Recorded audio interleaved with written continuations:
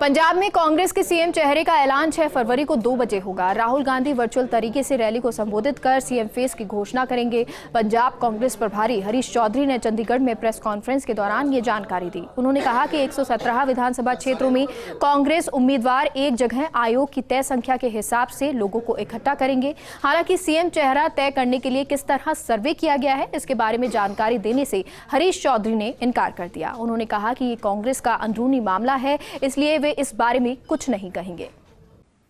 कांग्रेस के कार्यकर्ता और पंजाब की जनता को वर्चुअल मीटिंग के माध्यम से संबोधित करेंगे और मुख्यमंत्री का चेहरा का ऐलान करेंगे।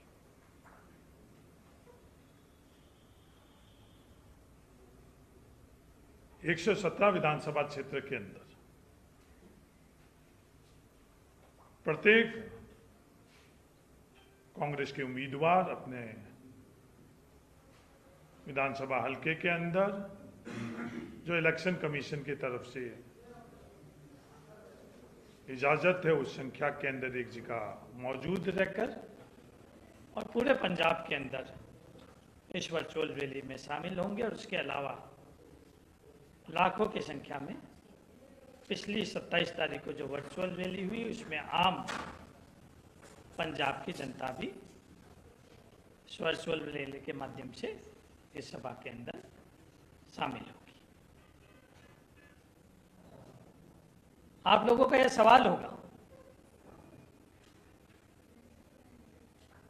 कि किस तरीके से पंजाब के लोगों की भावना कांग्रेस पार्टी जाने की। आप सवाल करो, उससे पहले ही मैं आपको बताना चाहूंगा कि 100 साल से पुरानी ये पार्टी, कई निर्णय इस पार्टी ने लिए। आज तो टेक्नोलॉजी का युग है। जिस समय टेक्नोलॉजी का युग नहीं था, अंग्रेजों के खिलाफ जब हम लोग संघर्ष कर रहे थे, उस वक्त भी जन भावनाओं को जानना और उसके अनुरूप निर्णय लेने की व्यवस्था कांग्रेस पार्टी के अंदर रही।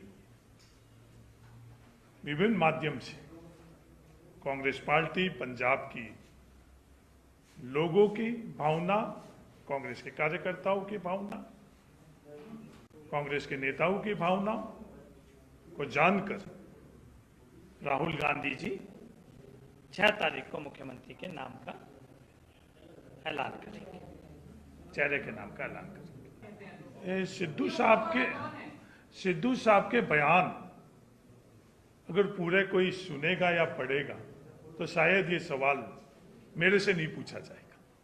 मेरा अनुरोध है आपसे कि सिद्धू साहब के पूरे बयान को अगर आप पढ़ोगे तो वो कांग्रेस पार्टी के लिए नहीं बोल रहे, नरेंद्र मोदी जी की भारतीय जनता पार्टी के बारे में बोल रहे। सिद्धू साहब स्वयं ने पंजाब की जनता को वादा और विश्वास दिलाया कि किसी को भी अगर घोषणा करेंगे तो खुद जो स्वयं खुद के लिए कार्य करेंगे उससे ज्यादा करेंगे। और वही बात मुख्यमंत्री चरणजीत सिंह जी चन्नी ने दोहराई और पंजाब की जनता को वादा किया इन्होंने। तो ये जो आप आधे अधूरे कोई बात को कोई कोट कर रहा है तो उससे ये सवाल नहीं उठता। कोई इस तरह का अगर कोई सवाल उठाता है तो उसकी मॉरल अथॉरिटी होती है। मैं बड़े अफसोस के साथ कहना चाहता हूं, आप जैसे एक सीनियर समझदार जर्नलिस्ट एक ऐसे व्यक्ति को कोट कर ये सवाल कर रहे हो। जिस किसी की मॉरल अथॉरिटी होती है वो उस क्षेत्र के अंदर सवाल पूछ सकता है, पर शायद जिस शख्स को नाम से आप मेरे को सवाल कर रहे हो उसकी मॉरल अथॉरिटी नहीं है। चरणजीत सिंह चन्नी किसके खिलाफ लड़ रहे हैं? चरणजीत सिंह चन्नी किन ताकतों के खिलाफ लड़ रहे हैं? चरणजीत सिंह चन्नी केंद्र सरकार से लड़ रहे हैं। किस लिए लड़ रहे हैं? पंजाब के लिए लड़ रहे हैं। हमारे आदरणीय प्रधानमंत्री जी का पंजाब दौरा, उस दौरे के अंदर ऐसी परिस्थिति पैदा करना जिससे पंजाब के किसानों को पर गोलियां चलाई जाए, ऐसी परिस्थितियों के अंदर चरणजीत सिंह चन्नी, पंजाब के मुख्यमंत्री, ने उस दिन निर्णय लिया कि पंजाब के किसानों की गोलियां क्या डंडा भी नहीं बरसाएंगे। उनको उस दिन पता था कि किन ताकतों के खिलाफ वो खड़े हैं, किन लोगों के साथ खड़े हैं, पंजाब के किसानों के साथ खड़े हैं, उनको क्या कीमत अदा करनी पड़ेगी, वो उनको पता थी। केंद्र सरकार के साथ साथ उन्होंने पूंजीपतियों से मुकाबला किया, जो बड़े पूंजीपति, जिनके साथ पंजाब की पूर्व सरकार ने समझौता किया, पंजाब को हितों का उनके सामने सरेंडर किया। उदाहरण के तौर के ऊपर बिजली की खरीद के संदर्भ में चरणजीत सिंह चन्नी पूंजीपतियों के सामने नहीं झुके। चरणजीत सिंह चन्नी और पंजाब की सरकार, 111 दिन की सरकार ने वो बिजली की दरों को रद्द किया। किसकी ताकत से रद्द किया? पंजाब के लोगों की ताकत से रद्द किया। उन पूंजीपतियों के पास संसाधन की ताकत थी, वो हाई कोर्ट के अंदर गए, वो सुप्रीम कोर्ट के अंदर गए, पर चरणजीत सिंह चन्नी के पास पंजाब के लोगों की ताकत थी। बड़े से बड़े वकील हाई कोर्ट और सुप्रीम कोर्ट के अंदर खड़ा कर उन पूंजीपतियों के खिलाफ उन्होंने लड़ाई लड़ी। ड्रग्स के मामले में उन्होंने ईमानदारी से जो कोर्ट ने आदेश दिया उसका अनुसरण किया। उन ड्रग्स माफिया के साथ गठजोड़ नहीं किया। हाई कोर्ट के अंदर बड़े से बड़ी वकील खड़ा किया। सुप्रीम कोर्ट के अंदर भी पंजाब के लोगों की ताकत से बड़े से बड़ा वकील खड़ा किया। पंजाब की जनता के साथ खड़े रहे, उन ड्रग्स माफिया के साथ नहीं। पंजाब के रेत माफियों के साथ खड़े नहीं रहे। रेत माफियों के पंजाब की रेत की दरें कम करने की कोई प्रयास किए। पंजाब के ट्रांसपोर्ट माफियों के सामने खड़े नहीं रहे, साथ खड़े नहीं रहे। पंजाब के जो ट्रांसपोर्ट माफिया थे, उनका एक अधिकार था, उसको खत्म किया। उन तमाम ताकतों के गठजोड़ के सामने एक सामान्य से परिवार से आया हुआ व्यक्ति चरणजीत सिंह चन्नी ने मुकाबला किया। और ये पंजाब का इतिहास है, जो पंजाब में ईमानदारी से मुकाबला करता है, इन बाहरी ताकतों से पंजाब के लोग हर समय उसके साथ खड़े रहते हैं। जब जब भारतीय जनता पार्टी डरती तब तब ईडी राज्य के चुनावों में आती है। तब तक नतीजा क्या होता है पूरी दुनिया जानती है। ये ईडी, ये सेंट्रल एजेंसीज, ये चुनावों के वक्त में आकर दबाना चाहती है। केंद्र सरकार भूल गई है ये पंजाब है। मुगलों ने दबाने की बहुत कोशिश करी, यहां से हार कर गई। अंग्रेजों ने बहुत कोशिश करी। जो देश के अंदर भुखमरी थी उसको मिटाया किसने? पंजाब के किसानों ने हरित क्रांति के माध्यम से मिटाया। ये तीनों कृषि बिल किन के लिए, किन लोगों ने, पंजाब के किसानों ने नेतृत्व किया, किस तरह से बदनाम किया गया, क्या क्या शब्दों का इस्तेमाल किया गया, क्या क्या कृत्य, क्या क्या कृत्य। मैं मेरा निवेदन है, देखो आपका अधिकार है सवाल पूछने का, जो इन्होंने सवाल जो है पूछे। ये कोई पहली दफे देश के अंदर नहीं हुआ। मैं आपको बताना चाहता हूं, 2 अप्रैल को, कितने दिनों पहले, तमिलनाडु के अंदर केंद्र सरकार ने इनकम टैक्स की स्टैलिन के, एमके स्टैलिन जिन के परिवार में रेड डाली। 1 महीने पहले, 21 फरवरी को, 1 महीने पहले ममता बनर्जी के परिवार में केंद्र सरकार ने इसी तरह से रेड डाली। सितंबर 2019 के अंदर महाराष्ट्र के अंदर अजीत पवार और शरद पवार के इसी तरह की रेड डाली। यह कोई नई बात नहीं है। इस तरह की रेड डालकर और जो मूल मुद्दे हैं पंजाब के उससे भटकाने की कोशिश कर रहे हैं। ये पंजाबियों को भूलने में इनकी गलती है। मेरा सवाल ये 10 करोड़ की रिकवरी हुई, किससे रिकवरी हुई? उनका उनसे क्या ताल्लुक? नहीं, लीगली आप मेरे को सीधी बात कर रहे हो, लीगली किसी रिश्तेदार के वहां कोई भी चीज हुई, सबसे पहले सवाल यह आता कि वो रेड किस मकसद से किए गया, इंटेंशन क्या थी, क्या वो रेड सही थी या गलत थी, ये सवाल दूसरा आता है। और फिर तीसरा सवाल आता है उस रेड अगर सही थी तो उसके अंदर जो कुछ भी इस रेड से जो घटनाक्रम हुआ वो अगर कोई ऑफिशियली बताई किसके वहां से क्या चीज हुई तो ये बात आती है। इसके अंदर पंजाब के मुख्यमंत्री स्वयं का किसी भी तरह का कोई भी ताल्लुक नहीं। नहीं, बचाव की मुद्दा में बिल्कुल भी नहीं। ये पंजाब के साथ पहली दफे हुआ। किसान आंदोलन के अंदर क्या रेड, किसके साथ? पंजाब के किसानों के, पंजाब के रथियों के साथ रेड हुई या नहीं हुई? पूरी दुनिया अच्छी तरह से जानती है रेड हुई। हाँ, ये जो टाइमिंग और जो तरीका हमें एक करके सबका हमें नहीं। पवन कुमार बंसल ने खुद स्वयं इस्तीफा दिया था और वह जांच हुई, जांच के बाद वो निर्दोष साबित हुआ। हम मॉरल अथॉरिटी नहीं देना चाहिए। क्या चन्नी साहब, आप क्या चाहते हो कि चन्नी साहब उनके किसानों के सामने गोलियां चलाते? ये जो भी आप है उस चीजों को अगर आप जोड़ोगे तो आपको अपने आप ही उत्तर मिल जाएगा। कभी प्रधानमंत्री जी के दौरे के अंदर उस दौरे से 120 किलोमीटर जो प्रस्तावित दौरा था उससे सड़क की यात्रा हुई या नहीं हुई? मैं ये आपसे पूछना चाहता हूं, कभी हुआ क्या? कभी भी नहीं हुआ। 7 साल हो गए, आज 8 साल के करीब हुए प्रधानमंत्री जी का। और तो और आज जब मौसम खराब और वर्चुअल रैली, उस वर्चुअल रैली के अंदर उन्होंने अपना खुद का दौरा रद्द किया, वर्चुअल रैली रद्द किया नहीं क्या?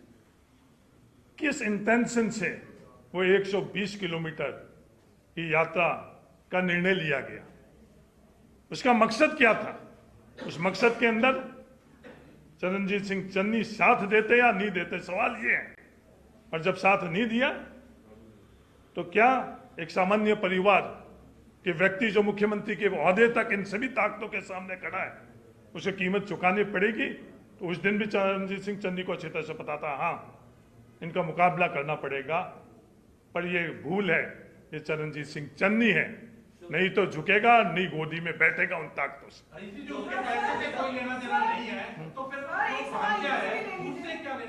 नहीं, भांजा नहीं है, भतीजा भी नहीं है। नहीं, आप बताओ ना, भांजा भी नहीं है, भतीजा भी नहीं है।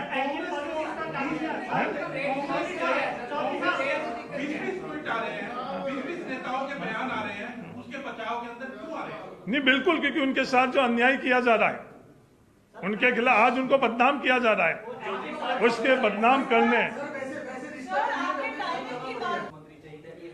देखो, दोनों ही कमजोर नहीं है। नवजोत सिद्धू जी भी कमजोर नहीं है और चरणजीत सिंह चन्नी भी कमजोर नहीं है। नहीं, किसके लिए? ये दोनों कमजोर नहीं है, पूरी दुनिया जान चुकी है। मुकाबला मजबूती से मुकाबला करने वाले हैं ये। अगर कोई कमजोर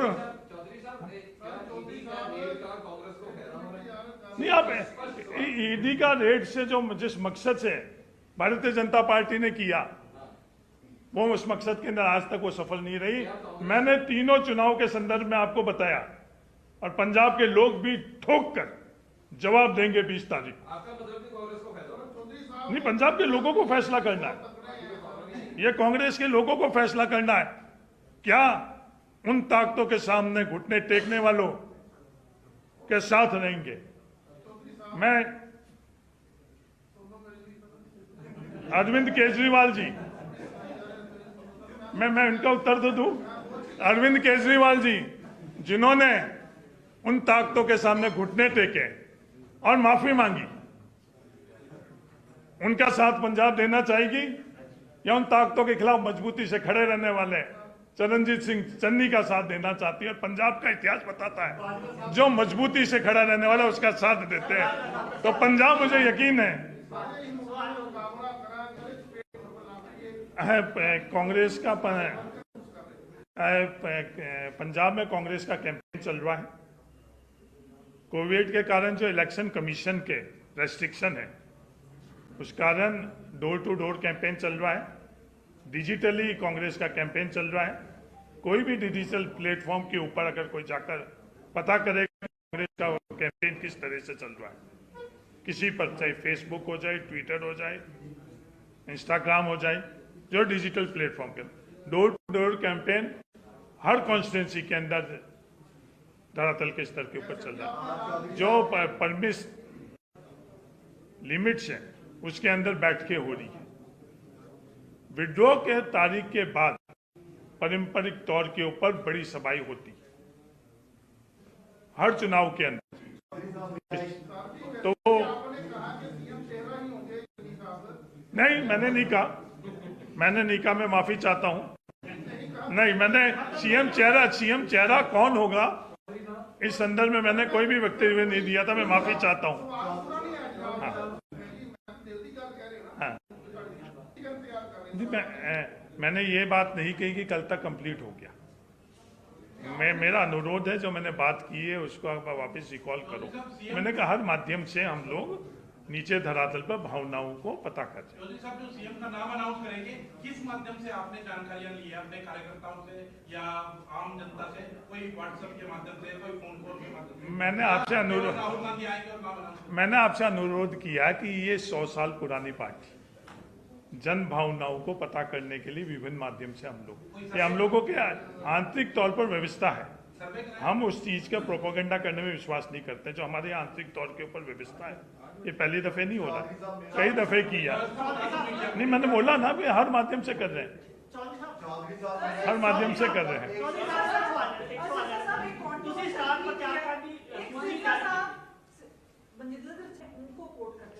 देखो, जिस व्यक्ति की आप बात कर रहे हो उन्होंने कब समझदारी की बात की, उन्होंने कब नॉन कंट्रोवर्शियल बात की, उनकी एग्जिस्टेंस कंट्रोवर्सी के ऊपर ही है। तो शायद उनके बात का जवाब देना किसी समझदार व्यक्ति को लिए समझदारी नहीं है। कोई भी अगर आप खुद ये पूछोगे तो मैं आपके बात के जरूर जवाब दूंगा। उस व्यक्ति के बात पर जवाब देना शायद आपको बहुमूल्य समय खराब होगा। चरणजीत सिंह जी चन्नी के भाई हुई या और कोई कांग्रेस का कार्यकर्ता हो, कांग्रेस के अधिकृत उम्मीदवार के खिलाफ अगर कोई चुनाव लड़ता हो या उसके खिलाफ प्रचार करता हो या विपक्ष की मदद करता हो, उनके तमाम लोगों के खिलाफ डिसिप्लिनरी एक्शन लिए जाएंगे। डेट ऑफ विड्रॉल के बाद मैं कहा कोई भी इररिस्पेक्टिव उसका कोई क्या बैकग्राउंड है, कांग्रेस की नाराजगी भी हम लोग संभालेंगे। और दूसरा सवाल का आपका जवाब है कि आम आदमी पार्टी ने खुद ने अधिकृत तौर के ऊपर एक नंबर दिया, खुद ने पंजाब के लोगों को ऐलान किया, खुद ने प्रक्रिया बताई और खुद ने नतीजे डिस्क्लोज किए। हम लोग नहीं तो नंबर बता रहे हैं, नहीं किसी और माध्यम को। हम पारंपरिक तौर के ऊपर जो भावना पता करने की हमारी व्यवस्था है। पहली दफे तो हम लोग मुख्यमंत्री का अनाउंसमेंट नहीं करते हैं। जो हमारे आंतरिक तरीके हैं उसको हम अपना रहे हैं। के अंदर हम लोग ये किस तरीके से हम लोग ये निर्णय तक पहुंचे हैं, ये प्रक्रिया हम लोग साझा भी नहीं करते। ये जो आंतरिक तरीके के वो आप बात कर रहे हो, ये अधिकृत तौर के ऊपर किसी ने बताई नहीं। उस आंतरिक तरीके की जो बात आप कर रहे हो उसके अंदर मैं भी शामिल था। तो मैं कोई भी संख्या की बात पार्टी ने किसी से भी साझा नहीं करी, मैं यही बात कह सकता हूँ।